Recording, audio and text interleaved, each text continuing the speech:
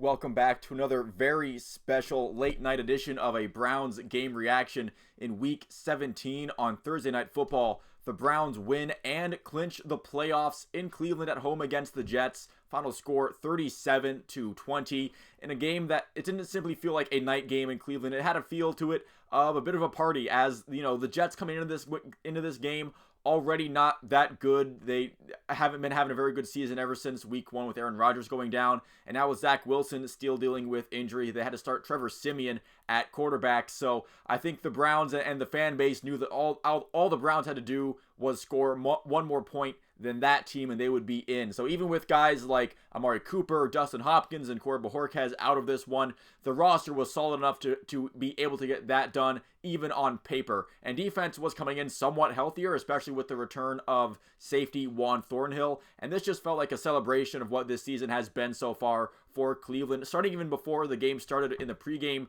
festivities, Nick Chubb being the guy to smash the guitar in a Batman mask. And it feels like some of Chubb's powers might have been locked inside of that guitar and were transferred to some of the running backs in the room tonight with some of the plays that they were making, Jerome Ford especially. But then the game started. The Browns got the ball, and after an offensive pass interference call against Elijah Moore, and Njoku got things rolling on the third down, the Browns offense would stay hot, and Flacco found Jerome Ford for touchdown number 1. It was 7-0 Cleveland. Things did get a little bit iffy with the Jets going right down the field on their opening drive and scoring on a pass to Breece Hall, making it 7-7. All right, then maybe this isn't, this felt like it was destiny after the first drive. Maybe this is going to be a little different than how it's going to go. But then the offense got right back to humming along with Jerome Ford in the run game, functioning a lot better than it did against Houston in week 16. Kareem Hunt finishing the drive on the ground and making it 13-7 because Riley Patterson missed the extra point. Kind of the effects of not having Dustin Hopkins in the lineup being felt a little bit there. Then a bit of a bad decision to not kick a field goal in the red zone after recovering a fumble on that ensuing kickoff. But any bad feelings about that were erased by a Ronnie Hickman pick six, the undrafted free agent out of Ohio State, and that made it 20-7. And the game felt essentially gift wrapped at that point, even after David Njoku had that fumble. I mean, the Browns defense outside of that first drive gave me no reason to be nervous about the Jets scoring any sort of meaningful points that would make the game in question a little bit. And just to add to the comfort level, Joe Flacco leading the Browns right back down the field, finding Elijah Moore for the super revenge touchdown. A couple former Jets connecting against their former team, making it 27-7 and really kind of blowing the game wide open at that point. Now, Joe Flacco did throw a pick six after a great play by Jermaine Johnson. He read Flacco's throw attempt to Njoku. He jumped, landed, and then jumped again to make the tip and the interception, making it 27-14. But even that wouldn't really rattle the Browns all that much. They got right back to the production on offense. However, on the following drive, there was a scary injury suffered by Elijah Moore where he would land face first on the ground. Did make some involuntary movements. That's always scary to see, but he eventually was able to get up and he was ruled out of the game. But I think the good news is he was able to get up and start walking under his own power. I mean, obviously you hope that Elijah Moore, the football player, will be able to get back, as soon as possible. But I think the more hopeful outcome is that Elijah Moore, the human being, fully recovers, period, no matter the timetable. So hopefully he's able to get everything working back right. Again, you'd rather it be as soon as possible, but whatever it takes for Elijah Moore to get back to full health is what is what you'd hope for as a human being at that kind of level. But right after that play, Joe Flacco would find Jerome Ford again on a deep throw after Joe Flacco got hit in the face. And then when Ford caught it, made a couple of nice moves in the open field to get to the end zone. The Jets getting a field goal right before half. That made it 34-17. And the game was pretty much over. The second half, essentially garbage time. But there are some things of note that I do want to talk about the second half. It wasn't all just boring plays. First off, Shelby Harris blocking a field goal early in the third quarter. A really good effort from him to keep a long New York drive scoreless, where maybe if the Jets had any chance of getting back into it, it was going to be from an early onslaught because, again, the Jets, it still wasn't necessarily wrapped up at that point. The Jets were having a really good first drive, but for that to end with 0 points because of Shelby Harris, that was huge. Offensively, things obviously dying down quite a bit, but it did feel like the foot was being taken off of the gas pedal a little bit.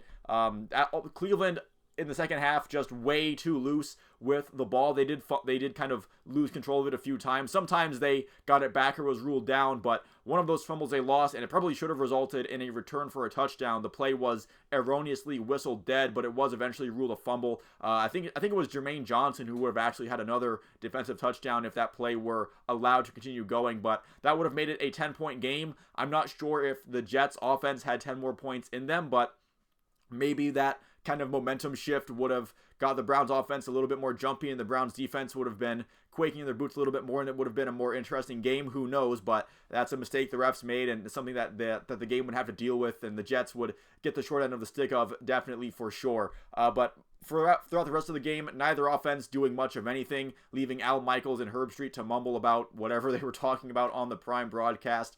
Both teams only putting up 3 points in the second half, and that's how we get to the final score of 37-20. So what a wild ride it's been so far this season for the Cleveland Browns, from losing a crazy amount of players to injury, including the staples, some staples in the offense like Deshaun Watson and Nick Chubb fairly early on. You also lost Jack Conklin pretty early in the year as well, and even you have Jed Wills and DeJuan Jones eventually being out for the season as well. And the Browns, they've found answers to all of their injuries, whether it's guys like Cooper and Njoku stepping up and filling in their roles, or a guy like Ronnie Hickman stepping up as an undrafted free agent rookie. I feel like DeAnthony Bell has also been pretty good in his snaps, and finding a guy like Deron Harmon, that veteran presence, to play that role as a safety in your secondary, that's been an amazing find as well. Finding an eager and I guess rejuvenated Joe Flacco, who seems all in with this team. You have him screaming the let's go on the sideline. He seems to be having the time of his life right now, and the Cleveland Browns team is all in with him as well. It's been definitely a surprising match made in heaven, but a match made in heaven nonetheless, at least so far. There's still plenty of game for Joe Flacco to play. And I do think Kevin Stefanski is making a strong argument for Coach of the Year consideration, where he's putting together winning game plans around 4 different quarterbacks now, with the Browns becoming the first team to make the playoffs with 4 different quarterbacks making multiple starts. Obviously, all of these quarterbacks having very different skill sets, some of them being better and worse than others. I mean, PJ Walker has just been essentially suboptimal at every way, except for the heart and passion. PJ Walker certainly played with a lot of heart, but you could just tell he wasn't getting the job done. But Joe Flacco coming in and him being able to click as quickly as he did in that offense has been really fun to see. He's also become the first head coach to take the Browns to multiple playoff berths since Marty Schottenheimer did it, which I wasn't around for that. So first time in my lifetime that a head coach has taken the Browns to multiple playoff berths, obviously. So Browns in the playoffs, they're likely to be the 5 seed unless the Ravens have some sort of massive collapse to end the year. The Browns aren't even out of number 1 seed consideration quite yet. They would need the Ravens to lose out, and they'd also need the Dolphins to lose to the Bills. I mean, I don't see that happening, but honestly, did anybody see a Flacco-led 11-5 Browns team being led to the playoffs at this point in the season, especially in as convincing of a fashion as they have been? They've taken on the Texans and the Jets, and it's been pretty smooth sailing for the Browns with Joe Flacco at the helm. I mean, and for the rest of the regular season, for the one game the Browns have left, I'm just kind of switching to no injuries mode, very preseason-esque for me to just say, well, I hope they just have fun and they avoid injuries, because while it would be cool to beat Cincinnati again and keep the Bengals without a division win, while I would love the Browns to do that, I would rather just Cleveland keep their guys healthy, especially if they're locked into that 5 seed, and just rest everybody that's a starter, or if they're a little iffy before the game. I just want them to kind of be safe, be a little cautious with their injury situations. But honestly, I am very happily surprised to be able to even say that at this point, with everything that's gone on with the Browns season.